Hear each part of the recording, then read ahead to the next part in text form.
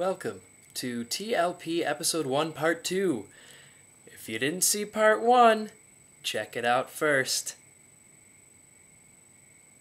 Where we left off, I was about to bring up the villain in New Exiles, issues 4, 5, and 6. And the new villain is... some heavy hitter named Venger, and basically he's sent out to attack a man that Sage team has befriended, and this guy is in love with a dragon. Yeah, Chris Claremont. We'll touch on that in a minute. But some of the characters we meet are a bunch of alternate universe characters, including Gambit, the Black Panther, and Namor. Now, moving on, talking about the issue a little bit. Chris Claremont, man, I don't know how I feel about him. It just seems like he can't let his characters go. Like, he felt the need to, at the end of the new Excalibur run and everything, he felt the need, in Exiles run, he felt the need to create an alternate version of Rogue and Shadowcat, and I don't know how I feel about them yet. But if you read these comics, you kind of know what I'm talking about. He just can't let his characters go. He's got to deal with past storylines that he just likes, and I don't know if it really pans out. But, you know, he also just comes off as like he wants to write whomever he wishes. Like I said, there's a lot of characters that make an appearance in these 3 issues, and they're all alternate universe characters from the Earth 616 that we know and love. But it's kind of like, almost turns into like an ultimate storyline, and that we meet so many alternate versions. It's just like, man, I just wish you would focus more on the main characters of the team, because this is only issues 4, 5, and 6, and right now we're learning too much about these characters that are just, you know, essential to this subplot or this current run, but not the main characters of the title. And I just wish he'd focus more on them than these other characters. But, you know, I'm not a big fan of his writing. You know, he does a lot of one-liners like, "A fair hit, Miss Storm," or "Sometimes the deep will take you places you thought you'd never, ever venture." Just like real melodramatic lines like that. I mean, this isn't the 1970s anymore. I mean, come on, you can do better than that. Got to get with the times, Mr. Claremont. But and he also writes like just ridiculous conventions, like Sabretooth Squad survives a nuclear blast, and just like, come on, man. But, and like I said, the whole dragon love story thing's a little okay. But he does write a lot. He gives you a lot of script in these issues. They're not fast reads by any means. So he gives you a bang for your buck with that, but it's in his typical Claremont soap opera melodramatic style. He does write more very well, though, I must say that. He captures his comedy very good. Tom Grummett, the artist, he does a pretty good job. You know, pretty typical from what you'd expect from a non-mainstream X comic. He really does draw up-close faces really well. He makes his women look very pretty. Psylocke's still looking good. And Scott Hanna, the inker, only compliments Grummett's work. He does draw some nice, solid, dark lines that makes the art look pretty good. And of course, at the end of every issue, there's a letters page. I think every comic should have that. Give back to the fans.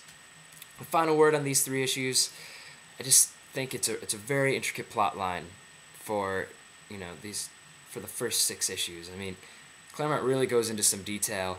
And like I said, come issue 4, we've already met 20-plus characters. Most of them we'll probably never come across again. And it's just, I wish you would focus more on the main characters first before introducing all these other alternate universe guys, which is cool to see, but it's just too much, too fast. I gotta admit, too, next to Young X-Men, this is probably my least favorite X title, New Exiles. But, as convoluted as the story was, it was an entertaining read, and I give it a reluctant 3 stars. There you go. New Exiles. Okay, here we are in the final leg of episode 1, at which time we'll talk about Serenity, Better Days, which is, of course, a 3-issue mini-series published by Dark Horse. Of course, written by Joss Whedon. And here we have issue 1, issue 2, and issue 3.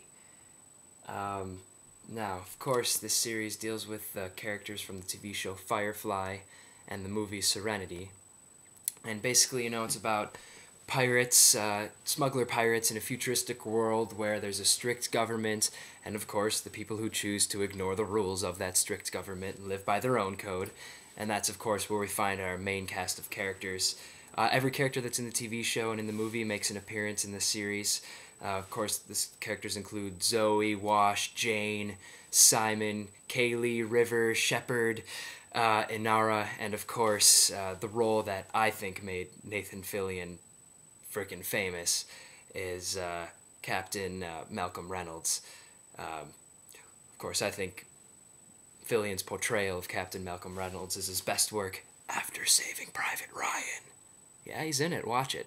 Anyway, basically the plot in this 3-issue mini is the crew smuggles a deal that's going to make them a lot of money, but the Alliance catches wind of it, and of course they're hunting them down, and an aspect of Malcolm's past comes up, resurfaces, and bites him in the butt a little bit, and the Alliance has found the Serenity basically because a member of the crew unknowingly let their location slip to an Alliance member.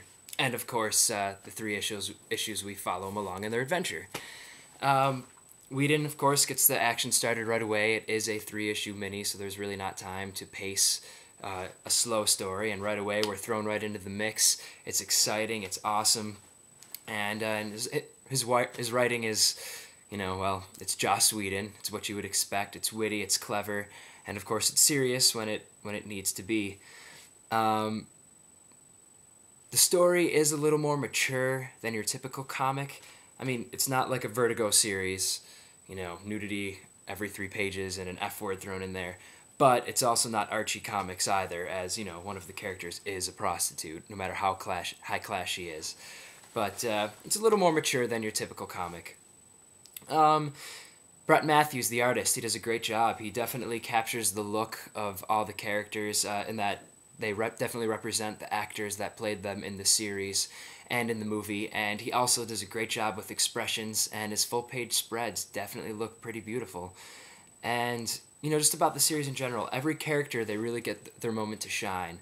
So, no matter who your favorite character is in the Firefly or Serenity movie, the Firefly TV series, of course, they will get a moment to shine in this series, and they get decent panel time. Of course, Malcolm Reynolds gets the majority of it, but every character is featured. And what I really love about this comic, about comics in general, is they have a letters page at the end. How awesome! All comics should have letters pages.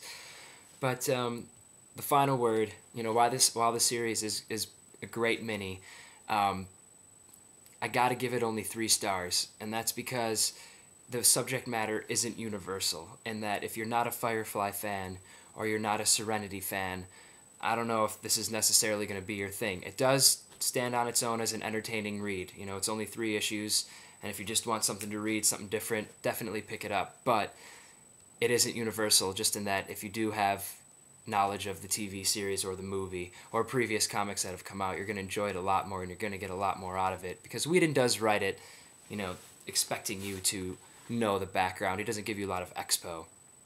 But overall, yeah, it's a great series. I give it a solid 3 stars.